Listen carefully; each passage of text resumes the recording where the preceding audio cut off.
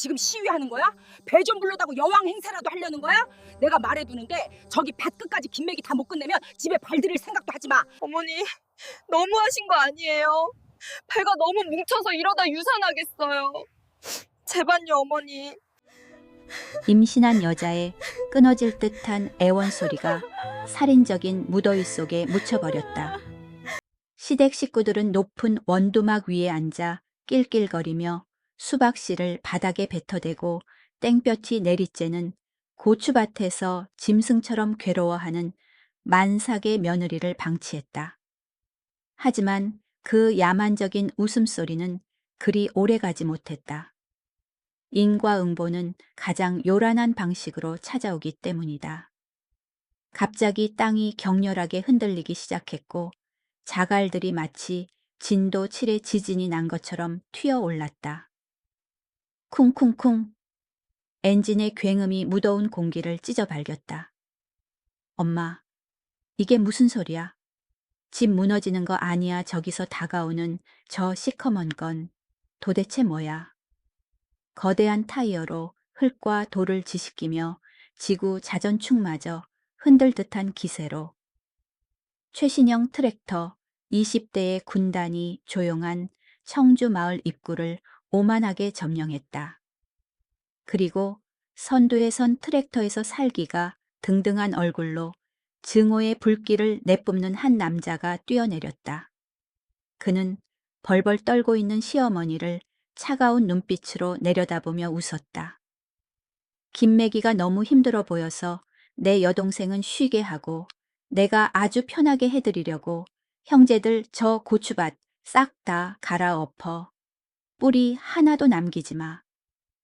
그것은 말 그대로 물리적으로 시월들을 박살내러 온 친오빠들의 잔혹하지만 통쾌한 응징이었다. 하지만 이 눈물겹고 통쾌한 복수극이 있기까지 그 여자는 어떤 생사의 갈림길을 겪어야 했을까? 만약 당신이 그 악독한 시댁 식구들의 최후가 궁금하다면 지금 바로 구독과 좋아요를 눌러주시고 행운이 깃들기를 바라는 마음으로 사시는 곳을 댓글로 남겨주세요. 자, 그럼 이제 모든 악연이 시작된 그 운명의 끔찍한 오후로 시간을 되돌려 보겠습니다. 윙, 윙, 윙. 휴대폰에서 긴급 재난 문자 알림음이 요란하게 울려 퍼지며 청주 시골 마을의 오래된 정적을 찢었다. 행정안전부에서 보낸 폭염 경보 문자였다. 가만히 서 있기만 해도 폐가 타들어 가는 듯한 무더운 오후 공기는 끈적하게 굳어 있는 듯했다. 청주의 하늘은 구름 한 점 없었고 태양은 마치 이 땅을 전부 태워버리려는 악마의 눈처럼 이글거렸다. 아스팔트조차 녹아내릴 듯한 거대한 불가마속, 끝이 보이지 않는 1만 제곱미터, 약 3점선평의 고추밭 한가운데 작고 초라한 생명이 서 있었다. 바로 임신 8개월 차의 가여운 며느리 한지민이었다. 바위처럼 무거운 만삭의 배를 안고 있는 지민의 상처투성이 손에는 날이 무뎌진 낡고 녹슨 호미가 힘없이 들려 있었다. 그녀는 땀에 젖어 얼굴에 달라붙은 머리카락을 쓸어 넘기며 절망적인 눈으로 광활한 밭을 바라보았다.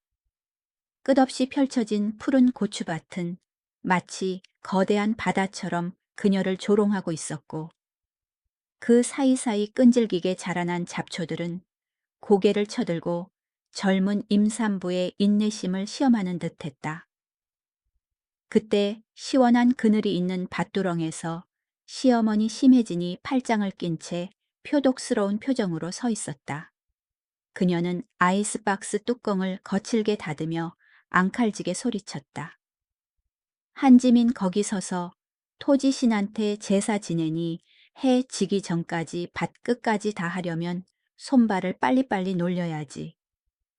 왜 이렇게 군뱅이처럼 느려 터졌어? 도시 깍쟁이라더니 손대는 것마다 엉망이고. 아주 상전으로 모셔왔네. 모셔왔어. 지민은 울상을 지으며 혜진을 바라보았다. 간절한 구조 요청의 눈빛이었다. 그녀는 사막처럼 타들어가는 목을 부여잡고 쉰 목소리로 애원했다. 어머니, 날씨가 너무 더워서 못 견디겠어요? 방금 노약자랑 임산부는 외출하지 말라는 재난 문자도 왔잖아요. 너무 어지러워요. 하늘이 빙빙 돌고 서 있기도 힘들어요. 어머니, 해가 좀 질 때까지만이라도 쉬게 해주세요. 제발요, 어머니. 하지만 그 간절한 애원에도 심혜진은 경멸 섞인 코웃음을 치며 허리에 손을 얹었다. 그녀의 눈빛은 머리 위에서 타오르는 태양보다 더 가혹하고 잔인했다. 어머나, 세상에 말대꾸하는 꼴. 좀 보게 재난 문자가 너 밥 먹여주냐. 농사꾼이 날씨 탓만 하다간 다 굶어 죽어. 이년아 나 때는 만삭의 몸으로 산 2개를 넘어서 나무 해오고 밭일도 척척했어. 요즘 것들은 왜 이렇게 의지가 박약하고 배가 불렀냐. 조금만 힘들어도 죽는 소리나 하고. 지민은 눈물을 꾹 참으며 자신의 배를 가리켰다. 하지만 어머니 배가 너무 뭉쳐서 쪼그려 앉을 수가 없어요. 배가 땅에 닿아서 아기를 눌러요. 무서워요. 아기가 너무 힘들어서 잘못될까봐. 심혜진은 눈을 부라리며 며느리의 말을 끊었다. 누가 너더러 편하게 쪼그려 앉으래. 무릎 꿇고 기어서 해 엄마 뱃속에서 부지런히 움직이고 기어 다녀야 애도 빨리 크고 나중에 쑥쑥 잘 낳는 거야. 내가 다 너 순산하라고 운동시켜주는 거야. 너랑 우리 손주한테 다 좋으라고 하는 거라고. 나중에 순산하고 나면 나한테 절이라도 해라. 말을 마친 심혜진은 지민에게 물 한 병도 남겨주지 않은 채 아이스박스를 통째로 들고 가버렸다. 그 통 안에는 지민이 새벽부터 시댁 식구들을 위해 정성껏 만든 시원한 식혜와 얼음물이 가득했다. 나 저기 원두막 가서 좀 쉴 테니까 너 요령 피우지 말고 똑바로 해. 내가 저기서 2눈 부릅뜨고 지켜볼 거니까 농땡이 칠 생각 마라. 해. 지기 전까지 잡초 다 못 뽑으면 오늘 저녁은 없는 줄 알아. 에어컨 있는 방에도 들어올 생각 말고. 알았어. 심혜진은 차가운 표정으로 몸을 돌려 저 멀리 보이는 시원한 원두막을 향해 성큼성큼 걸어갔고 며느리를 불지옥 속에 홀로 남겨두었다. 지민은 무정한 시어머니의 뒷모습을 보며 입술을 깨물어 피가 맺혔다. 당장이라도 쓰러질 것 같고 가슴이 조여왔지만 저녁을 굶기고 에어컨도 못 새게 하겠다는 협박이 너무나 무서워 호미를 놓을 수 없었다. 지민은 후들거리는 다리를 접어 고추밭 고랑 사이로 들어갔다. 남산만한 바위 때문에 쪼그려 앉는 건 불가능했기에 결국 그녀는 불판처럼 달궈진 땅바닥에 맨무릎을 꿇었다. 그리고 네 발로 기는 짐승처럼 기어다니며 잡초 뿌리를 하나하나 뽑기 시작했다. 툭, 툭. 호미질 한 번에 손목이 끊어질 듯 아팠고 무릎은 흙돌에 쓸려 쓰라렸지만 멈출 수 없었다. 얼마나 지났을까? 고문과도 같은 시간 속에 정적이 흘렀다. 멀리서 흙먼지를 일으키며 차 한 대가 달려오고 있었다. 남편 강동원의 차였다. 지민은 마치 물에 빠진 사람이 지푸라기라도 잡는 심정으로 흙투성이가 된 몸을 간신히 일으켜 미친 듯이 손을 흔들었다. 여보, 여보, 나 여기 있어. 동원 씨 나 좀 살려줘. 강동원의 차가 밭두렁 옆에 끼익 하고 멈춰섰다. 지민은 터질 듯 부어오른 다리를 끌고 차로 달려갔다. 전기 모터 소리와 함께 운전석 창문이 반쯤 내려갔다. 차 안에서는 천국 같은 에어컨 냉기와 함께 동원이 듣고 있던 신나는 트로트 음악 소리가 흘러나왔다. 매정한 남편은 운전석 의자를 뒤로 젖히고 쭈쭈바를 입에 문 채 아내의 처참한 몰골과는 정반대로 여유를 만끽하고 있었다. 지민은 흙 묻은 손으로 차 문을 붙잡고 가쁜 숨을 몰아쉬며 다급하게 말했다. 여보, 나 좀 살려줘. 나 진짜 쓰러질 것 같아. 어머니가 물도 다 가져가 버려서 숨도 못 쉬겠어. 제발 병원 좀 데려가줘. 부탁이야. 여보, 우리 아기가. 강동원은 인상을 찌푸리며 아이스크림을 쪽쪽 빨아먹더니 아내를 걱정하는 기색은커녕 짜증 섞인 목소리로 쏘아붙였다. 아내의 살려달라는 외침에도 그의 목소리는 차갑고 무감각했다. 아우, 진짜 더워 죽겠는데 왜 차문에 딱 달라붙어서. 그래, 에어컨 냉기 다 빠져나가잖아. 좀 떨어져서 말해. 차 더러워지게. 지민은 멍하니 서 있었다. 떨어지라고 여보. 나 좀 봐봐. 내가 지금 힘들어서 쓰러질 것 같은 거 안 보여. 어지러워서 서 있기도 힘들어. 물 한 모금만 줘. 딱 한 모금만. 동원은 혀를 차며 훈계하듯 말했다. 엄마가 다 생각이 있으니까 시키신 거지. 너 요즘 너무 살쪘어. 집에만 있어서 물 먹은 하마처럼 몸이 불었잖아.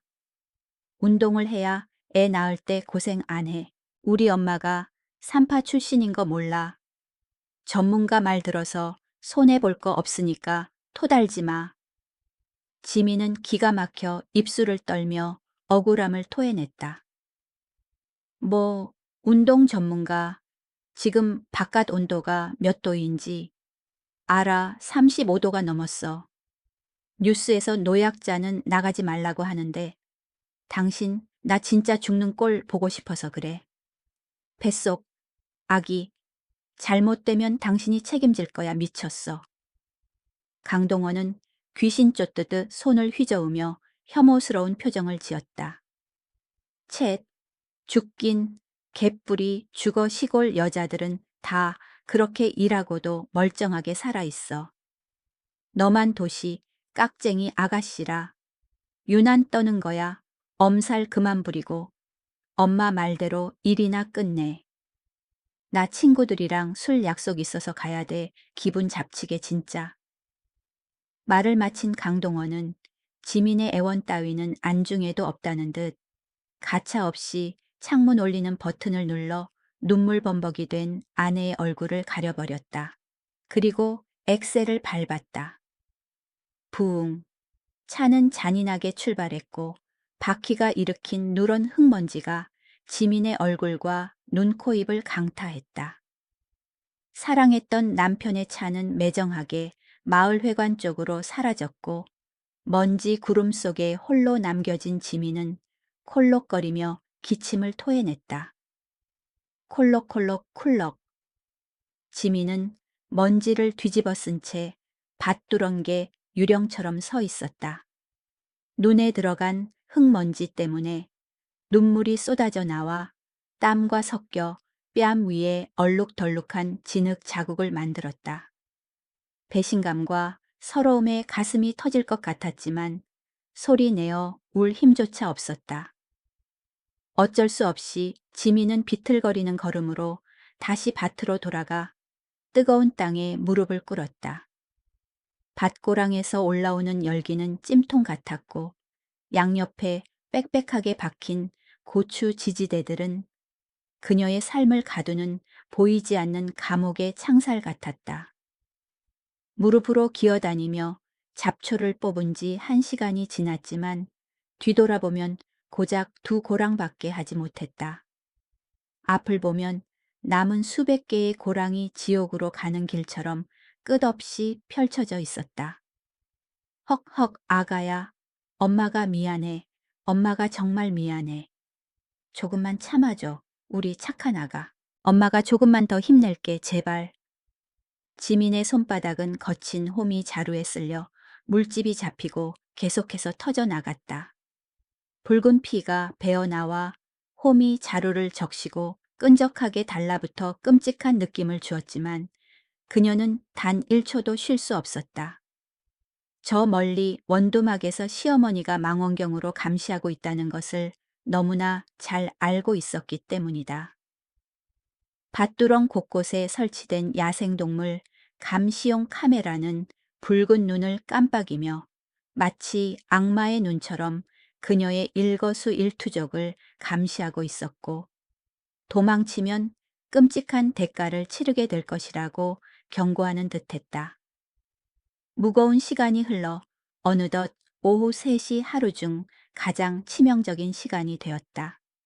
태양은 정수리 바로 위에서 불을 뿜어대고 있었다. 지민의 머릿속은 웅궁거렸고 귀는 먹먹해졌으며 눈앞에는 노란 점들이 번쩍거리며 춤을 추기 시작했다. 심각한 탈수 증상이었다. 결국 그녀의 몸이 한계를 맞이했고 지민은 고추밭 고랑에 주저앉아 헛구역질을 해댔다. 욱, 웩, 으. 아침부터 아무것도 먹지 못해 넘어오는 것은 쓴 담즙뿐이었다. 타는 듯한 갈증에 혀가 입천장에 달라붙었다. 지민의 흐릿한 시선이 밭끝에 있는 검은색 농업용 호스를 향했다. 그녀는 마시고 싶었다. 태양 볕에 달궈져 뜨겁고 고무 냄새가 진동하는 독한 물이라도 마시고 싶었다. 지민이 남은 힘을 짜내 호수 쪽으로 기어가려는 순간 원두막 쪽에서 확성기 소리가 찢어질 듯 울려 퍼지며 천둥처럼 들려왔다. 아, 마이크 테스트. 하나, 둘, 셋. 한지민, 너 거기서 뭐 하니? 누가 털썩 주저앉아서 놀라고 했어. 귀신은 뭐 하나 몰라. 저 개어 빠진 것 안 잡아가고 얼른 안 일어나 농땡이 칠 거야. 확성기를 통한 시어머니의 날카로운 고함에 지민은 소스라치게 놀라 심장이 덜컥 내려앉는 고통을 느꼈다. 저 여자는 정말 다 보고 있다. 사람이 아니라 악귀다. 지민은 공포에 질려 다시 덜덜 떨리는 손으로 피 묻은 호미를 집어들려 했다. 바로 그때였다. 스스슥, 스스슥게. 바로 옆 무성한 고추 덤불 속에서 무언가 기어가는 소리가 났다. 파충류 특유의 소름 끼치는 소리였다. 본능적으로 고개를 돌린 지민의 눈이 공포로 크게 떠졌다. 화려한 무늬의 독사 한 마리가 갈라진 혀를 날름거하며 그녀의 발치까지 다가와 차가운 눈으로 움직이지 못하는 여자를 노려보고 있었다. 뱀꺄. 지민은 비명을 지르며 생존 본능으로 몸을 뒤로 확 젖혔다. 하지만 퉁퉁 붓고 마비된 다리가 말을 듣지 않아 균형을 잃고 말았다. 쿵. 뒤로 넘어지면서 무거운 몸이 바닥에 부딪혔다. 하지만 더 끔찍한 것은 임신 8개월 된 배가 돌처럼 딱딱한 바닥과 강하게 충돌한 것이었다. 쿵 하는 소리는 둔탁하게 울렸지만 지민에게는 세상이 무너지는 소리였다. 욱. 지민은 비명을 삼켰고 땡볕 아래서도 식은땀이 비오듯 쏟아져 온몸을 적셨다. 그녀는 즉시 배를 감싸쥐고 고통 속에 몸을 웅크렸다. 아랫배에서 묵직하고 은근하면서도 내장이 끊어지는 듯한 통증이 밀려왔다. 조금 전까지만 해도 힘차게 발길질하던 뱃속의 작은 생명이 갑자기 움직임을 멈추자 극한의 공포가 엄습했다. 침묵. 죽음과도 같은 침묵이었다. 지민은 핏기 없는 얼굴로 미친 듯이 배를 문지르며 눈물 섞인 목소리로 울먹였다. 아가야, 아가야 괜찮니? 제발 움직여봐. 엄마 목소리 들리지? 제발. 엄마가 미안해. 제발. 엄마를 찾아 움직여보라고. 독사는 큰 소리에 놀라 다행히 덤불 속으로 사라졌지만 지민은 더 이상 일어날 수 없었다. 손발이 떨리고 배가 바위처럼 딱딱하게 뭉쳐 숨쉬기조차 힘들었다. 바지 위로 피가 배어 나오기 시작했다. 희미해지는 의식 속에서도 지민은 마지막 생명줄이라도 되는 양 옆에 있는 고추 지지대를 꽉 붙잡았다. 이 황량한 밭 한가운데서 기절하면 아이가 죽을 거라는 생각뿐이었다. 하지만 야속하게도 하늘은 빙빙 돌며 뒤집혔다. 멀리서 기절하기 직전에 흐릿한 시야 너머로 망원경을 내린 심혜진이 혀를 차며 전화기에 대고 누군가에게 말하는 모습이 보였다. 어유 저거 또 꾀병 부리며 자빠져서 시위하네. 아주 가지가지한다. 저런 개어 빠진 여우 같은 년을 며느리라고 들인 내 팔자가 기구하지. 혜진은 며느리가 넘어져 꼼짝도 않는 걸 보고도 태연하게 평상에 다시 누워 부채질을 시작했다. 죽든 말든 상관없다는 듯이 타오르는 태양 아래 생사의 경계에 홀로 버려진 한 지민의 눈가에서 마지막 눈물 한 방울이 흘러내렸다. 그 눈물은 프라이팬처럼 뜨거운 마른 땅에 떨어져 치익 소리를 낼 겨를도 없이 순식간에 증발해 버렸다.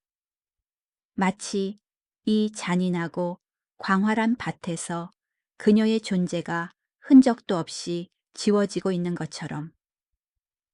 지민이 불가마 같은 밭고랑 사이에서 가쁜 숨을 몰아쉬며 죽어가고 있을 때 불과 몇백 미터 떨어진 원두막에서는 소름 끼칠 정도로 대조적인 분노를 유발하는 광경이 펼쳐지고 있었다. 대형 공업용 선풍기가 강풍으로 돌아가며 더위를 날려버리고 있었다. 넓은 평상 위에는 시어머니 심혜진과 금지옥엽 시누이 강수진이 다리를 꼬고 앉아 얼음이 가득 담긴 양은 쟁반에 칠링된 새빨간 수박을 즐기고 있었다. 그들의 낄낄거리는 웃음소리는 고추밭 아래 며느리의 고통스러운 침묵을 짓밟으며 울려 퍼졌다. 강수진은 수박을 한 입 크게 베어 물었고 달콤한 과즙이 턱으로 줄줄 흘러내렸다. 그녀는 입을 쭉 내밀며 퇴퇴 하고 까만 수박씨를 바닥에 정확히는 올케가 괴로워하고 있는 고추밭 쪽을 향해 뱉어냈다. 캬 역시 여름엔 밭에서 먹는 수박이 최고라니까 꿀맛이네. 엄마, 올케 언니 저 밑에서 고생하는 거 생각하니까 수박이 몇 배는 더 달게 느껴지네. 호호. 심해지는 챙이 넓은 모자를 붙이며 사랑스러운 눈빛으로 딸을 바라봤다. 많이 먹어라, 내 금쪽 같은 딸. 서울 가서 일하느라 고생했는데 친정 오면 여왕처럼 대접받아야지. 앞 며느리는 돈 주고 사온 거니 소나 말처럼 부려먹는 거고 내 속으로 낳은 딸은 애지중지 해야지. 성에 차지 않았는지 강수진은 입가심을 대충 하고 최신형 스마트폰을 꺼내 보정 어플을 켰다. 그녀는 교묘하게 각도를 잡아 고개를 기울이고 예쁜 척을 하며 저 아래 개미처럼 작게 기어다니는 지민이 배경에 걸리도록 셀카를 찍었다. 찰칵찰칵 찰칵 연사 소리가 울렸다. 어머나 완전 천사같이 나왔어 엄마. 올케 언니가 밑에서 거짓골하고 배경으로 깔리니까 내 고급스러움이 더 사네. 강수진은 의기양양하게 웃으며 역겨울 정도로 가식적인 해시태그와 함께 SNS에 사진을 올렸다. 시골 피서 가족이 최고. 임신한 올케 언니 화이팅. 소소한 행복. 어머 엄마 효녀라고 칭찬하는 댓글 계속 올라와. 핸드폰을 내려놓은 그녀는 장난감이라도 되는 양 확성기를 집어들고 스위치를 켠 뒤 상냥한 척하지만 비수가 꽂힌 목소리로 밭을 향해 소리쳤다. 사랑하는 올케 언니, 내 목소리 들려. 거긴 참 시원하죠. 우린 얼음 띄운 수박 먹느라 물배 차서 죽겠네. 언니도 침 질질 흐르겠다. 그쵸, 아쉽게도 엄마가 일 다 끝내야 준다니까. 힘내요, 아줌마. 지민이 고개를 떨구고 반응이 없자 그녀는 깔깔대며 웃었다. 아, 참 언니, 그거 알아요. 임신해서 쪼그려 앉아 밭이라면 골반이 활짝 열려서 나중에 애를 쑥쑥 낳는데요. 달걀 낳듯이. 우리가 다 언니 운동시켜주는 거니까 원망하지 마요. 옆에 앉아있던 심혜진도 만족스러운 듯 웃으며 맞장구를 쳤다. 잘한다. 내 딸 말도 청산유수의 이치에 딱딱 맞네. 며느리 교육은 그렇게 시키는 거야. 오냐 오냐 하면 상투 끝까지 기어오르거든. 말을 마친 그녀는 군용 망원경을 눈에 갖다 대고 감시를 시작했다. 지민이 탈진해 호미질을 멈춘 것을 보자 그녀는 즉시 딸의 손에서 확성기를 낚아채 호랑이처럼 포효하며 산이 울리도록 고함을 질렀다. 야, 한지민 이년아, 누가 허리 펴래. 내가 다 보고 있다니까. 너 꾀병 부릴래. 내가 말했지 해. 지기 전까지 못 끝내면 오늘 저녁 굶고 문 잠가 버린다고 당장 호미질 안 해. 조상님이 노하셔서 벼락 맞을까 무섭지도 않니. 분위기가 최고조로 험악해질 무렵 마을 회관 쪽에서 비틀거리는 남자의 그림자가 갈지자 치이로 걸어오고 있었다. 바로 못난 남편 강동원이었다. 그는 술 기운이 올라 얼굴이 홍시처럼 붉어진 채 헛구역질이 날 정도로 술 냄새를 풍기며 원두막으로 기어 올라왔다. 크으아, 취한다. 이장님네, 막걸리는 진짜 신선주야. 훅, 여긴 이렇게 시원한데 저 밭은 완전 불가마네. 그는 아내가 죽어가든 말든 평상에 벌러덩 누웠다. 어머니가 지민이 게으르다고 불평하자 그는 무심하게 눈길 한번 주더니 차갑게 한마디 던졌다. 냅둬요, 엄마. 근데 일 좀 조심해서 하라고 해요. 저러다 넘어져서 병원비 깨지면 다 내 피 같은 돈이라고. 고추밭 아래서 듣는 그 독한 말 한마디 한마디는 바늘이 되어 지민의 고막을 찌르고 심장을 후벼 팠다. 안 돼. 나 이렇게 죽을 수 없어. 우리 아기. 한계에 다다른 지민은 고추 지지대를 잡고 억지로 일어서려 했지만 다리는 이미 완전히 마비되어 있었다. 쿵 버디 만삭의 몸이 중심을 잃고 쓰러지며 고추밭 한쪽을 덮쳤다. 원두막에서 그 광경을 본 심혜진은 며느리 걱정은커녕 벌떡 일어나 소리를 질렀다. 아이고, 미친년 내 고추 다 뭉개놨네. 저게 돈이 얼만데 네가 물어낼 거야. 그녀는 오로지 부러진 고추 몇 포기만 아까워했고 지민은 꼼짝도 하지 않았다. 인간의 탈을 쓴 악마들이 돈 타령을 하는 그 짧은 틈을 타 지민은 마지막 남은 힘을 짜내 떨리는 손으로 휴대폰을 꺼내 단축번호 1번을 눌렀다. 굵직하고 따뜻한 목소리가 들리자 그녀는 억눌렀던 서름을 터뜨리며 오열했다.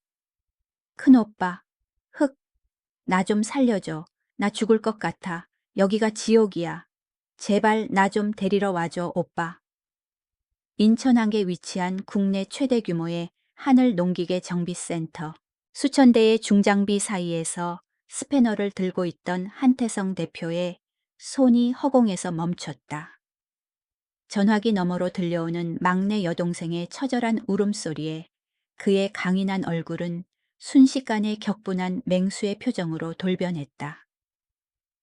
챙그랑 그가 들고 있던 거대한 스패너를 콘크리트 바닥에 내동댕이 치자 날카로운 금소금이 울려 퍼지며 모든 직원이 깜짝 놀라 쳐다봤다. 전원 작업 중지 김 부장 출동해 트레일러 20대 바로 배차해 전시장에 있는 제일 비싼 람보르기니 트랙터랑 초대형 콤바인 싹 다 싫어. 당장 청주로 쏜다. 1분이라도 늦으면 너희 다 죽을 줄 알아. 내 여동생 눈에서 눈물 나게 한 개새끼들. 내가 뼈가루로 만들어버릴 거야. 잠자고 있던 수십 대의 강철 괴물들이 깨어나며 굉음을 내기 시작했고 공단 전체를 뒤흔들며 가여운 여동생을 구하기 위한 징역이 시작되었다. 1시간 뒤 청주 마을. 마을 입구 정자나무 아래서 부채질하던 노인들은 발밑의 땅이 미세하게 진동하는 것을 느꼈다. 어라, 지진인가? 물컵이 왜 이렇게 찰랑거려? 진동은 점점 강해졌고 구름 한 점 없는 하늘에서 천둥 같은 굉음이 멀리서부터 들려왔다. 뭐가 오는 거야? 탱크야. 사람들은 거대한 검은 물결이 흙먼지 폭풍을 일으키며 달려오는 모습을 보고 입을 다물지 못했다. 초대형 트레일러 20대가 괴물 같은 농기계들을 싣고 웅장하게 마을로 진입했다. 바퀴 높이만 해도 사람 키를 훌쩍 넘는 번쩍거리는 기계들이었다. 세상에 저거 한 대에 5억이 넘는다는 람보르기니 트랙터잖아. 왜 저런 군단이 우리 마을에? 선두 차량이 멈추자 한태성이 가장 거대한 트랙터 운전석으로 옮겨 탔고 무전기에 대고 서슬퍼런 목소리로 외쳤다. 목표는 강신의 고추밭이다. 싹 다 밀어버려. 땅 한 평도 남기지 마. 부르릉 쿵쿵. 20대 기계들의 배기음이 용의 울음소리처럼 포효하며 가식적인 평화를 찢어발겼다. 원두막의 악당셋은 거대한 차량 행렬의 그림자가 태양을 가릴 때까지 아무것도 모르고 있었다. 엄마, 저게 뭐야? 시커먼 구름이 우리 쪽으로 오는데. 강동원이 눈을 비비며 내다보다가 사색이 되었다. 좁은 고추밭 진입로에는 그의 애지중지하는 승용차가 길을 막고 있었다. 하지만 한태성이 모는 선두 트랙터는 속도를 줄이지 않았다. 오히려 엑셀을 끝까지 밟았다. 콰광, 끔찍한 충돌음이 울렸다.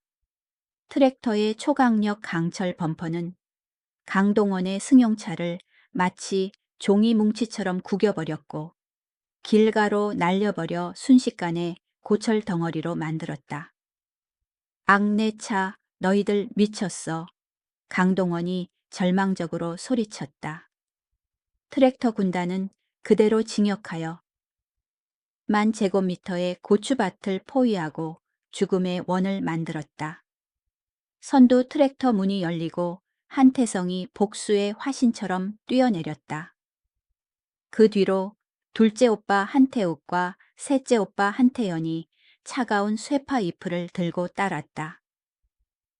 흙투성이가 된 채 고추밭에 쓰러져 있는 여동생을 본 한태성은 단숨에 밭두렁을 뛰어넘어 지민을 끌어안았다.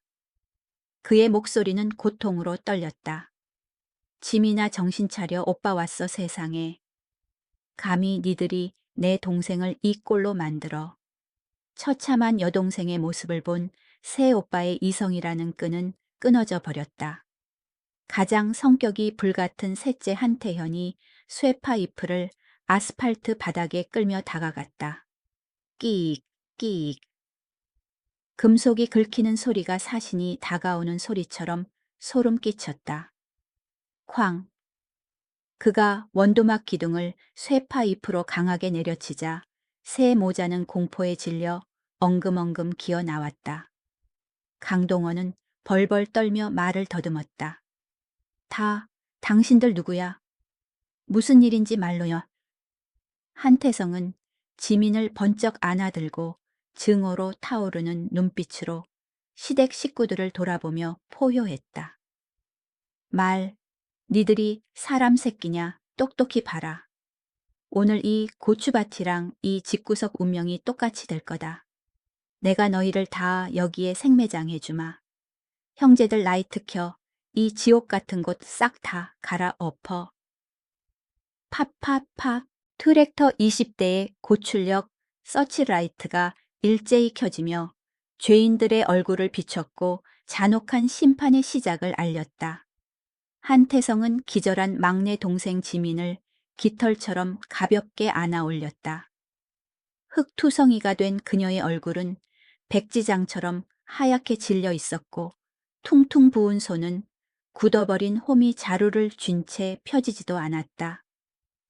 미간을 잔뜩 찌푸린 채 굳어버린 표정은 그녀가 얼마나 고통스러웠는지를 말해주고 있었다. 그 처참한 광경에 한태성의 심장은 무딘 칼로 난도질당하는 듯했다. 눈시울이 붉어진 그는 이를 갈며 대기하고 있던 둘째 한태욱에게 턱짓했다. 태우가 차대 에어컨 최대로 틀고 의자 눕혀. 한태욱은 재빨리 자신의 대형 고급 SUV 뒷문을 활짝 열었다. 태성은 세상에서 가장 깨지기 쉬운 보물이라도 다루듯 조심스럽게 지민을 가죽 시트 위에 눕혔다. 지민의 작업복에 묻은 흙과 거름이 비싼 시트에 묻어났지만 형제들에게 그런 건 안중에도 없었다. 그들의 눈에는 오직 동생의 목숨만이 중요했다. 운전석에 올라탄 한태욱은 룸미러로 형을 보며 비장한 눈빛을 보냈다. 형 걱정 마. 서울에서 제일 큰 아산병원으로 갈게. 지민이 털끝 하나 안 다치게 할 테니까. 여기 쓰레기 청소는 형이 깔끔하게 해. 한태성은 차 문틀을 꽉 움켜쥐며 나직이 으르렁거렸다. 그래, 신호 다 무시하고 밟아. 딱지는 내가 다 처리할 테니까 무조건 빨리 가. 그리고 잘 들어, 지민이나 조카한테. 무슨 일 생기면 맹세코 이 마을 지도에서 지워버린다. 알았어. 알았어, 형. VR 엔진이 굉음을 내며 부웅. 한태욱의 차는 바람을 가르는 화살처럼 흙먼지를 일으키며 병원을 향해 질주했다. 지민의 생명줄을 쥐고서 차가 사라지자 한태성 주변의 공기는 순식간에 소름 끼칠 정도로 차가워졌다. 그는 천천히 몸을 돌렸다. 방금 전에 애틋한 눈빛은 온데간데 없고 상처를 건드린 맹수의 붉은 눈만이 원두막 위에 심해진 모자를 노려보고 있었다. 심해진은 여전히 원두막 기둥을 붙잡고 사시나무 떨듯 떨고 있었지만 그놈의 주둥아리는 멈출 줄 몰랐다. 그녀는 익숙한 앙칼진 목소리로 꽥꽥 소리쳤다. 당신들 누구야? 왜 대낮에 남의 집 며느리를 납치해? 이건 납치야. 경찰 부를 거야, 이 깡패 놈들 법 무서운 줄 몰라. 한태성은 대꾸할 가치도 없다는 듯 천천히 안주머니에서 담배를 꺼내 입에 물었다. 탁! 지포 라이터 소리가 건조하게 울렸다. 그는 깊게 담배 연기를 들이마셔 폐부 깊숙이 채운 뒤 폭발 직전의 분노를 억누르며 성큼성큼 원두막 바로 아래로 걸어갔다. 압도적인 기운을 풍기는 거구의 사내가 다가오자 혜진과 동원은 뒷걸음질치다. 발이 꼬여 마루의 엉덩방아를 찧었다. 후, 한태성은 하얀 담배 연기를 심혜진의 얼굴 정면에 내뿜었다.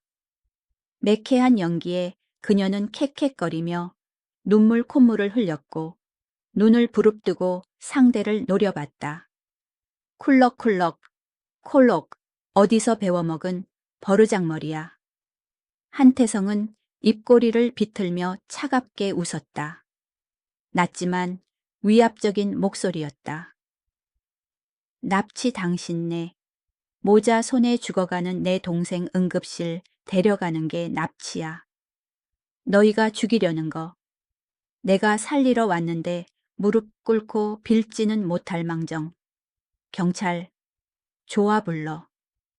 경찰이 오면 임산부 학대랑 상해치사, 미수로 누구 손목에 수갑을 먼저 채우나 보자고. 심혜진은 입을 딱 벌리고 말을 더듬었다. 뭐야, 동생 다. 당신이 그년, 아니, 지민이 친오빠라고. 옆에 있던 찌질한 남편, 강동원은 이제야 상황 파악을 하는 듯 하더니 아내 걱정보다 박살난 차가 더 아까운지 나불대기 시작했다. 뭐라고요? 처남이 트랙터 기사였어. 정비공인 줄은 알았지만 왜 남의 밭에 허락도 없이 들어와 내 현대차 박살난 거 안 보여요. 할부도 아직 안 끝났는데 보험도 안 될 거고. 이거 어떻게 할 거야? 돈 물어내요? 한태성은 멍청한 배상 요구 따위 들리지도 않는다는 듯 셋째 태연에게 눈짓했다. 태연은 알아들었다는 듯 기름때 묻은 손바닥에 차가운 수에 파이프를 탁탁 치며 비릿한 미소를 짓고 다가갔다. 형, 어떻게 할까? 이것들 걸음으로 밭에 같이 묻어버릴까? 저 주둥이로 돈 타령하는 거 거슬리는데 앞니 몇 개 부러뜨려주면 조용해질까? 한태성은 손을 들어 제지했다. 관둬 개 때리느라 손 더럽힐 필요 없어. 저 밭 보이지? 그는 눈앞에 펼쳐진 1만 제곱미터의 광활한 고추밭을 가리켰다. 탐스럽게 익은 붉은 고추들 심해지니 목숨보다 아끼는 돈줄이자 자부심이었다. 아까 사부인이 전화로 그러셨지. 며느리가 느려 터져서 답답하니 김맥이 좀 해달라고. 우리 집안이 또 AS 정신이 투철하거든. 호미로 하면 세워라 내워라니까 내가 최신형 장비로 뿌리까지 아주 시원하게 뽑아드릴게. 공짜로.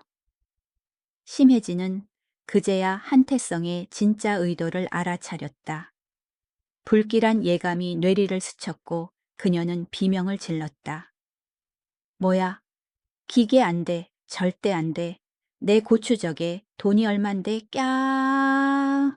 하지만 그녀의 애원은 너무 늦었다. 한태성은 뒤를 돌아 공장 직원들을 향해 소리쳤다. 전쟁터에 나가는 장군처럼 우렁찬 목소리였다. 전원 주목 작업 개시 고추나무 한 그루도 남기지 마. 싹 다 갈아엎어.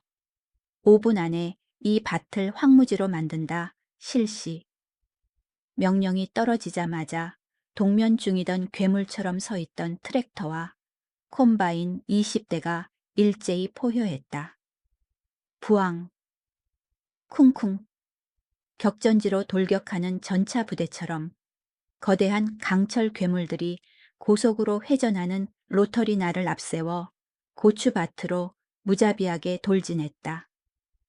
우직근 콰직. 선두에 선 10억짜리 람보르기니 트랙터가 밭두렁을 뭉개며 중앙으로 진입했다.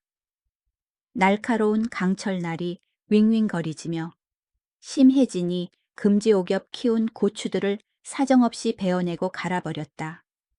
후두둑 퍽퍽. 붉게 익은 고추들이 터지며 핏빛 불꽃놀이처럼 튀어올랐고 푸른 줄기들은 거대한 믹서기에 들어간 듯 산산조각이 났다. 반듯했던 이랑은 순식간에 평평하게 다져지고 뒤집혔다. 심혜진은 넋이 나간 표정으로 머리를 쥐어뜯더니 펄쩍펄쩍 뛰며 절규했다. 아이고, 내 돈 내 고추 살려주세요. 으앙 멈춰. 그녀는 미친 사람처럼 신발도 벗어 던지고 맨발로 밭으로 뛰어들었다. 달려오는 거대한 트랙터 앞을 가냘픈 두 팔로 막아보려 했다. 멈춰, 당장 멈춰. 이 도둑놈들아 밭 다 망가지잖아. 하지만 트랙터 운전사, 한태성의 충직한 직원은 눈 하나 깜짝하지 않았다. 오히려 입꼬리를 올리며 엑셀을 더 밟았고 배기관에서 시커먼 매연과 흙먼지를 심혜진을 향해 내뿜었다. 푸하악. 누런 먼지와 디젤 매연을 뒤집어 쓴 혜진은 숨을 못 쉬어 캑캑대다가 중심을 잃고 바람 빠진 풍선처럼 밭두렁 옆 배수로로 대굴대굴 굴러 떨어졌다. 그 사이 뒤따르던 콤바인들이 횡대 대형으로 밭을 포위하고 체계적으로 갈아엎으며 1만 제곱미터의 땅을 식물 시체와 뒤섞인 진흙탕으로 만들었다. 강동원은 엄마가 넘어진 것과 재산이 파괴되는 것을 보고 울상을 지으며 한태성의 바짓가랑이를 잡고 무릎 꿇었다. 처남 형님, 왜 이러세요? 이거 우리 1년 농사예요. 이렇게 망가뜨리면 빚더미에 앉아요. 은행에서 압류 들어온다고요? 제발 멈춰주세요. 한태현이 다가와 강동원의 멱살을 한 손으로 병아리처럼 들어 올렸다. 빚더미 굶어 죽어. 내 동생은 더위 먹고 죽을 뻔했어. 니들이 그렇게 학대했는데 동생이 물 한 모금만 달라고 빌 때 너는 멈출 생각 했냐? 윽, 태현은 강동원을 바닥에 널린 수박 껍질 더미 위로 집어 던졌다. 강동원은 끙끙 앓으며 웅크린 채 꼼짝도 못했다. 여기서 끝이 아니었다. 한태성은 무정이를 들고 시댁 식구들을 얼어붙게 만들 명령을 내렸다. 어이 1호차, 2호차, 밤만 갈면 심심하잖아. 이 집 땅이 여기 사람들 인심처럼 척박해 보이는데 가져온 특제 영양제 좀 듬뿍 뿌려줘. 아주 기름지게. 트랙터 뒤에 달린 거대한 탱크의 밸브가 취익 소리를 내며 열렸다. 그곳에서 쏟아져 나온 것은 짙은 갈색의 걸쭉한 액체였다. 순식간에 코를 찌르는 지독한 악취가 진동하며 온 동네로 퍼져나갔다. 그것은 바로 가장 독하게 발효된 돈분 돼지똥과 개분 닭똥 액비였다. 악우액. 이게 무슨 냄새야, 똥냄새. 원두막에 숨어있던 신우이 강수진이 코를 막고 헛구역질을 해댔다. 고압 분사기가 달린 살포기가 무자비하게 똥물을 뿌려댔다. 쏴, 쏴. 똥물은 밭뿐만 아니라 실수로 방향이 틀어져 밭두렁과 심해진이 엉금엉금 기어 나오던 배수로 쪽으로 쏟아졌다. 철퍼덕, 쏴. 혜진은 피할 새도 없이 똥물 세례를 정통으로 맞았다. 푸. 아이고, 냄새 사람 살려. 똥이야. 돼지똥. 그녀가 자랑하던 화려한 꽃무늬 바지와 비싼 파마 머리는 순식간에 누런 오물 범벅이 되어 떡이 졌다. 입을 벌리고 소리칠 때마다 똥물이 튀어 들어갔고 그녀는 비명을 지르며 구토했다. 평화롭던 시골 마을은 순식간에 악취가 진동하는 전쟁터로 변했다. 단 30분. 광활하던 고추밭은 흔적도 없이 사라졌다. 남은 것은 질척거리는 똥밭과 깊게 패인 타이어 자국뿐이었다. 한태성은 만족스럽게 고개를 끄덕이며 시동을 끄라고 신호했다. 정막이 흘렀고 강씨 모자에 흐느끼는 소리만 들려왔다. 한태성은 양복 안주머니에서 금박 명함 한 장을 꺼내 바닥에 납작 엎드린 강동원의 코앞에 던졌다. 명함은 석양을 받아 반짝였다. 로얄 농기계 그룹 대표이사 한태성. 한태성은 옷깃을 정리하며 경멸 어린 눈빛으로 처참한 몰골에 그들을 내려다보았다. 잘 들어. 너희가 기름밥 먹는다고 무시했던 그 조그만 정비소가 대한민국에서 제일 큰 농기계 독점 유통사야. 너희 그 썩어 빠진 고추밭이랑 할부 남은 똥차 내가 마음만 먹으면 100개도 더 사. 그냥 채소 사는 값이라고. 그는 몸을 숙여 강동원의 귀에 대고 결혼 생활의 사형 선고를 속삭였다. 서울에서 제일 유능한 변호사 써서 너희 고소할 거야. 집 팔고 땅 팔 준비나 해. 이혼 소장은 내일 도착할 거다. 그리고 밭 갈아엎은 거 손해배상 소송의 돈으로 눌러버릴 테니까. 지금 이 순간부터 한지민은 이 집 며느리 아니다. 명심해. 말을 마친 한태성은 미련 없이 뒤돌아섰다. 쿠구구궁. 20대의 트랙터 군단이 일제히 방향을 틀어 질서정연하게 대열을 갖췄다. 그들은 승전가를 부르는 영웅들처럼 당당하게 마을을 빠져나갔고 뒤에는 똥물과 뒤늦은 후회 속에 잠긴 악독한 시댁 식구들만 남겨졌다. 마을 사람들이 구경하러 나왔다가 코를 막고 손가락질하며 청주 역사상 가장 지독하고 냄새나는 인과응보에 대해 수군거렸다. 고추밭 사건이 있고 3일 뒤 서울 아산병원 VIP 병실의 공기는 바깥 세상의 태풍과는 대조적으로 고요했다. 하얀 침대에 누운 지민의 창백했던 얼굴에는 수액과 영양제 덕분에 핏기가 돌기 시작했다. 거칠어 보이지만 마음은 따뜻한 큰오빠 한태성이 사과를 예쁘게 깎아 여동생 입에 넣어주고 있었다. 지민아 좀 괜찮냐? 오빠가 밭은 아주 평평하게 밀어버렸어. 내 인생의 잡초 뽑아준 셈 쳐라. 남은 법적 문제는 변호사가 처리 중이니까 너는 푹 쉬기만 해. 아무 걱정 말고. 지민은 눈시울을 붉히며 고개를 끄덕였다. 그녀의 목소리는 약했지만 안도감이 담겨 있었다. 네, 고마워요, 오빠. 나 진짜 죽는 줄 알았어. 이제 다 끝난 거죠. 다시는 그 사람들 우리 아기 근처에도 못 오게 할 거야. 하지만 나무는 가만히 있고자 하나 바람이 그치지 않는다는 말처럼 인간의 탐욕과 뻔뻔함은 때론 귀신보다 더 무섭다. 시어머니 심해지는 정신을 차린 후 반성하기는커녕 탐욕에 눈이 멀어 더 악독한 2차 공격을 준비하고 있었다.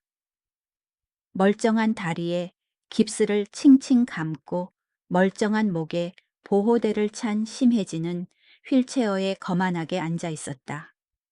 그녀는 시내의 악질 브로커 변호사를 찾아가 책상을 치며 소리쳤다. 변호사 양반, 이게 말이 됩니까? 트랙터로 남의 밭을 밀어버린 건 특수재물손해, 맞죠?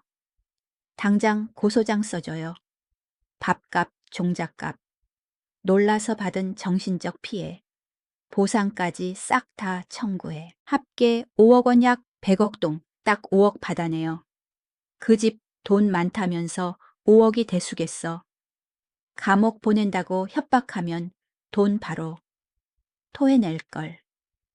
거기서 멈추지 않고 심해지는 탐욕스러운 공범인 김철수 이장과 할 일 없는 노인들을 부추겨 트럭을 타고 한태성의 으리으리한 로얄 농기계 대리점 앞으로 몰려가 시위를 벌였다. 통유리로 된 화려한 대리점 앞에 그들은 새빨간 거짓말로 선동하는 현수막을 걸었다. 대기업의 농민 탄압, 며느리 납치하고 재산 파괴한 악덕 사장을 규탄한다. 휠체어에 앉은 심혜진은 꽹과리를 두드리며 불난 집처럼 악을 써댔다. 아이고, 정의는 어디 갔나. 내 고추밭 물어내라. 내 피땀 돌려줘. 돈으로 사람 죽이는 악덕 기업 물러가라. 이 뻔뻔한 소라는 금세 이목을 끌었다. 지나가던 사람들이 구경하러 모여들었고 자극적인 뉴스를 쫓는 유튜버와 찌라시 기자들도 똥파리처럼 꼬였다. 카메라 플래시가 터지자 심해지는 물 만난 고기처럼 영화배우 뺨치는 비련의 피해자 연기를 시작했다. 기자님들, 이 늙은이를 살려주세요. 며느리가 시댁 재산을 노리고 조폭 같은 친오빠를 사주해서 우리 밭을 다 갈아엎었어요. 저는 그냥 건강해지라고 밭을 조금 가르쳐 준 건데 학대라고 누명을 씌우고 아이고 억울해. 그녀는 가슴을 치며 악어의 눈물을 흘렸다. 옆에 서 있던 김철수 이장도 거들며 양념을 쳤다. 맞습니다. 우리가 산증인입니다. 깡패들이 쇠파이프 들고 와서 노인네들을 협박했어요. 이건 명백한 농촌 탄압입니다. 이 혼란스러운 장면은 라이브 방송을 통해 SNS로 급속히 퍼져나갔다.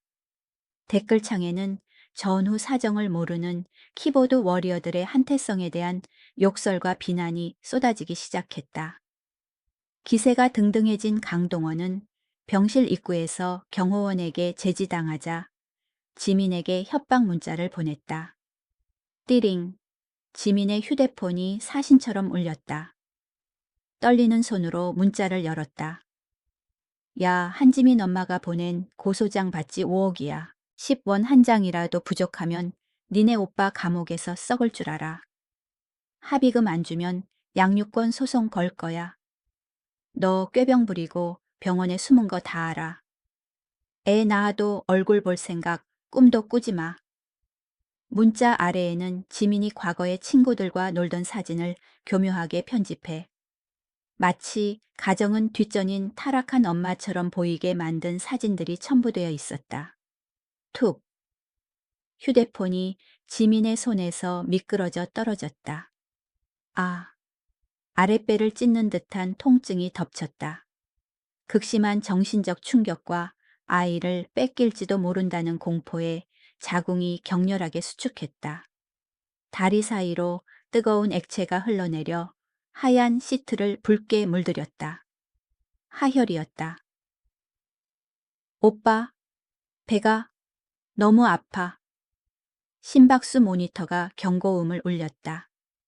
삐삐삐. 병실은 아수라장이 되었다. 의료진이 폭풍처럼 들이닥쳤다. 산모 출혈이 너무 심해. 태아 심박수 급격. 저하 당장 응급 제왕절개 준비해 산소 마스크를 쓴 지민은 숨을 헐떡이며 이동식 침대에 실려 수술실로 달려갔다. 희미해지는 의식 속에서 그녀는 자신의 손을 꼭 잡고 달리는 오빠 한태성의 사색이 된 얼굴을 보았다. 그녀는 힘겹게 입술을 달싹이며 한 맺힌 유언처럼 속삭였다. 오빠, 그 사람들 벌 받는 거 보고 싶어. 절대 합의해 주지 마.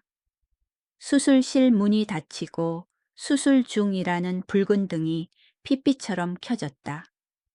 한태성은 망부석처럼 서 있다가 병원 벽을 주먹으로 강하게 내리쳤다. 쾅, 손에서 피가 배어 나왔지만 통증은 느껴지지 않았다. 가슴 속의 고통이 수만 배 더 컸기에 짐승만도 못한 새끼들, 감히 내 동생을 또 건드려. 한태성의 눈빛이 차분하게 가라앉았다. 사신처럼 차갑고 잔인하게. 자비의 시간은 끝났다. 그는 법무팀장에게 전화를 걸었다. 동굴처럼 낮은 목소리였다. 김 변호사, 고추밭 배상금 5억 원 당장 법원에 공탁 걸어. 지금 당장. 수화기 너머에서 당황한 목소리가 들렸다. 네, 대표님. 그건 너무 큰 금액입니다. 공탁을 걸면 우리가 재물손해를 인정하는 꼴이 됩니다. 태성은 차가운 웃음을 흘렸다. 알아. 돈 다 물어줬으니 재물손해는 기껏해야 집행유예나 벌금형이겠지. 나 돈 많아 정과 안 무서워. 내가 필요한 건 저것들이 피해자라고 지저대는 주둥이를 막는 거야. 당장 처리해. 그는 목을 조여오던 넥타이를 거칠게 풀어헤치며 말을 이었다. 이제 민사적으로 내 손은 깨끗해졌다. 밭값은 다 줬으니 이제 내가 법으로 저것들을 뼈도 못 추리게 으깨버릴 차례야. 플랜 B 가동해. 증거 뿌려. 한태성은 전화를 끊고 셋째 한태현에게 고개를 끄덕였다. 태연의 손에는 작은 USB가 들려 있었지만 그 무게는 천근만 근이었다. 고추밭 CCTV에 찍힌 지민의 학대 영상, 심혜진의 불법 농업 보조금 수령 증거, 그리고 흥신소를 통해 입수한 김철수 이장의 횡령 내역이 적힌 비밀 장부 파일이었다. 형, 나 경찰서 간다. 경제범죄 수사팀장이랑 얘기 끝났어. 이번엔 빠져나갈 구멍 없어. 다음 날 아침 로얄 농기계 대리점 앞은 여전히 확성기 소리로 시끄러웠다. 심혜진은 휠체어에 앉아 컵라면을 후루룩거리며 5억 원의 공탁금이 이미 법원에 납부되어 더 이상 돈을 요구할 명분이 사라졌다는 사실을 까맣게 모르고 있었다. 그녀는 곧 큰 돈을 만질 생각에 들떠 더 크게 소리를 질러댔다. 바로 그때였다. 윙, 윙, 윙. 요란한 사이렌 소리와 함께 경찰차 5대와 검찰청 차량이 대리점 마당으로 들이닥쳐 퇴로를 차단했다. 심혜진은 라면을 내려놓고 눈을 동그랗게 떴다. 뭐야, 경찰이 우리 보호해주러 왔나 보네. 역시 일을 크게 벌여야 해. 하지만 차에서 내린 사람들은 표정이 굳은 강력계 형사들이었다. 선두에 선 팀장이 성큼성큼 걸어와 심혜진의 코앞에 긴급 체포 영장을 들이밀었다. 심혜진 씨 당신을 농지법 위반 국고 보조금 횡령 및 사기 무고죄 및 업무 방해 혐의로 긴급 체포합니다. 심혜진은 코웃음을 치며 앙칼지게 대들었다. 뭐야? 체포 당신들 미쳤어. 나는 피해자야. 내가 피해자라고 저 악덕 사장놈을 잡아가야지. 나 다친 거 안 보여. 술 냄새를 풍기는 김철수 이장도 끼어들었다. 당신들 내가 누군지 알아. 나 이장이야. 감히 어디 와서 행패야. 형사팀장이 비웃으며 말했다. 아이고, 김 이장님. 안 그래도 찾고 있었는데 잘 됐네요. 공금 횡령이랑 사기 혐의로 같이 가시죠. 댁 침대 밑에서 나온 비밀 장부랑 현금 뭉치는 이미 압수했습니다. 철컥. 차가운 수갑이 이장의 손목을 조였다. 이 광경을 본 심혜진은 극도의 공포에 사로잡혀 미친 듯이 팔다리를 휘저었다. 이거 탄압이야. 나 환자야. 전치 12주 환자라고 내 몸에 손대지 마. 형사가 심혜진을 일으키려 하자 그녀는 방어 본능으로 휠체어에서 벌떡 일어났다. 마치 육상 선수처럼 가볍게. 그리고 흥분하여 앞에 놓인 컵라면이 가득한 접이식 테이블을 향해 강력한 발차기를 날렸다. 와장창 뜨거운 라면 국물과 새빨간 김치가 사방으로 튀었다. 순간 정적이 흘렀다. 구경하던 군중 기자 경찰들 모두 두 다리로 꼿꼿하게 서 있는 장애인을 멍하니 쳐다보았다. 다리가 부러져 깁스를 한 환자가 저런 이단 옆차기를 날릴 수 있단 말인가. 형사팀장이 짝짝짝 박수를 치며 그녀의 멀쩡한 다리를 가리키고 비꼬았다. 오호 할머니, 아주 강골이시네. 현대의학의 기적입니다. 그려 휠체어는 소품이었나 봐요.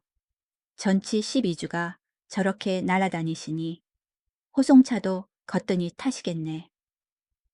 심혜진은 그제야 자신이 제 손으로 쇼를 망쳤다는 것을 깨닫고 얼굴이 하얗게 질렸다. 황급히 휠체어에 다시 주저앉으려 했지만 이미 늦었다. 서로 가시죠. 심혜진과 이장, 그리고 행동대원들은 굴비 엮이듯 줄줄이 경찰차에 태워졌다. 대리점 2층 창문에서 이 광경을 내려다보던 한태성은 담배 연기를 내뿜으며 차갑게 미소 지었다. 실컷 지져라. 그게 너희의 마지막 단말마니까. 그날 오후 비극은 남편 강동원에게도 닥쳤다. 그는 지민을 찾아가 빌거나 협박이라도 해볼 요량으로 몰래 병원에 잠입했지만 엘리베이터 앞에서 검은 양복을 입은 사내에게 가로막혔다. 한씨 집안의 고문 변호사였다. 강동원 씨 맞습니까? 맞는데 비키시오. 변호사는 두툼한 서류 봉투를 그의 가슴에 툭 던졌다. 한지민 씨의 법률 대리인입니다.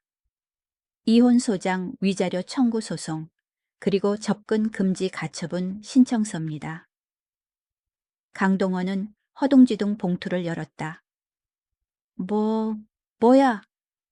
이혼 양육권 박탈. 변호사는 안경을 고쳤으며 서리빨 같은 목소리로 말했다. 유책 배우자는 당신네 집안인이 빈손으로 나가게 될 겁니다. 아내와 아이를 방치하고 정서적으로 학대한 증거는 차고 넘쳐서 당신이 근처에 얼씬만 해도 감옥에 쳐넣기에 충분합니다. 경호팀 손님 배웅해드려. 강동원은 거구의 경호원 2명에게 짐짝처럼 들려 병원 문 밖으로 내동댕이 쳐졌고 지나가는 사람들의 경멸 어린 시선 속에서 절망적으로 울부짖었다. 그날 밤 구치소 접견실. 헝클어진 머리에 파란 수의를 입은 심혜진은 한태성을 보자마자 철창에 매달렸다. 대표님, 사돈총각, 내가 잘못했어요. 제발 합의 좀 해줘요. 돈 필요 없으니까 처벌 불원서 좀 써줘요. 한태성은 공탁금 납부 증명서를 꺼내 유리에 딱 붙였다. 합의 늦었어. 당신이 달라는 5억 나라에 공탁 걸었어. 당신은 10원 한 푼 못 만져. 혜진의 눈이 뒤집혔다. 한태성은 칼로 베는 듯한 말을 이어갔다. 당신은 횡령이랑 사기로 실형 살 거야. 그리고 좋은 소식 하나 더. 당신 집이랑 그 잘난 고추밭 벌금 내느라 경매 넘어갈 거야. 당신은 이제 빈털털이야. 감옥에서 오래오래 살면서 그 고통을 씹어 삼키길 바랄게. 한태성은 뒤도 돌아보지 않고 나갔고 차가운 철창 뒤에서는 처절한 통곡 소리만이 메아리 쳤다. 2달 후 서늘한 가을 바람이 불어올 무렵 정의는 완벽하게 실현되었다. 법원은 심혜진에게 징역 2년 이장에게 징역 1년 6월을 선고했다. 그녀의 자부심이었던 집과 고추밭에는 빨간 압류 딱지가 덕지덕지 붙은 채 새 주인을 기다리는 흉가가 되었다. 강동원은 빈털터리가 되어 마을에서 쫓겨났고 일용직을 전전하며 뒤늦은 후회 속에 살아가게 되었다. 반면 한지민은 완전히 새로운 삶을 맞이했다. 최고급 산후조리원에서 퇴원하는 그녀의 품에는 건강하게 자라 방긋방긋 웃는 천사 같은 아들이 안겨 있었다. 3명의 오빠가 거대한 보디가드처럼 그녀를 둘러쌌다. 불같은 성격의 한태성은 이제 장난감 트랙터를 들고 조카를 웃기려 우스꽝스러운 표정을 짓고 있었다. 가자 지민아, 집으로. 그들은 차가 아닌 병원 옥상으로 향했다. 두두두두. 로얄 그룹의 전용 헬기가 프로펠러를 돌리며 대기하고 있었다. 지민은 아이를 안고 헬기에 올랐고 기체는 천천히 떠올라 시끄러운 도시를 발 아래로 두었다. 헬기가 청주 상공을 지날 때 지민은 아래를 내려다보았다. 저 아래 10,000제곱미터의 고추밭은 이제 트랙터 바퀴 자국이 깊게 패인 상처투성이 황무지일 뿐이었다. 그녀를 가뒀던 기와집 감옥은 이제 성냥갑처럼 작아 보였고 빛 독촉장이 붙은 폐가에 불과했다. 그곳은 더 이상 그녀를 상처 입힐 힘이 없었다. 지민은 미소를 지으며 아이의 이마에 키스하고 속삭였다. 아가야 저기 봐. 우린 이제 진흙탕에서 날아올랐어. 앞으로 엄마랑 우리 아가는 꽃길만 갈 거야. 한태성이 동생의 손을 꽉 잡았다. 그래, 가족은 발목 잡는 족쇄가 아니라 날아오르게 해주는 날개야.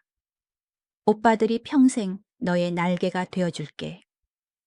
헬기는 청명한 가을 하늘을 가르며 날아올랐고 그 안에는 진짜 가족의 행복한 웃음소리가 가득했다. 트랙터 복수극은 끝났지만 가족의 사랑과 인과응보의 교훈은 영원히 남을 것이다.